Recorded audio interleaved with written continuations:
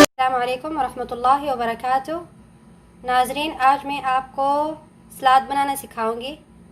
ہمارے پاس ہے ایک کوکمبر، ایک ٹومیٹو، ایک آنین، ایک لیمن لیا ہے ہم نے، اور لیٹش، یہ اس کے پتے ہیں۔ ہم اس کی سلاد بنائیں گے۔ سب سے پہلے ہم کوکمبر، آنین اور ٹومیٹو کو گول کاٹ لیں گے۔ یہ ہم اس طرح کاٹ لیں گے۔ اب دیکھیں، ہم نے اس طرح ان کو گول گول کاٹ لیا ہے۔ اب ہم اسے پلیٹ میں سجائیں گے۔ آپ جس طرح مرضی سے سجا سکتے ہیں۔ اب میں سجاؤں گی اور آپ کو دکھاؤں گی۔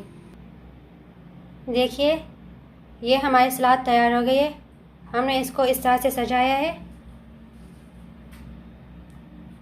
اگر پسند آئے تو لائک کرنا، کمنٹ کرنا اور سبسکرائب کرنا بھی مت بھولیے گا۔ اس کو آپ صبح بریک فاسٹ کے وقت بھی کھا سکتے ہیں، اور چاولوں کے ساتھ بھی آپ کھا سکتے ہیں۔ ویڈیو دیکھنے کا شکریہ۔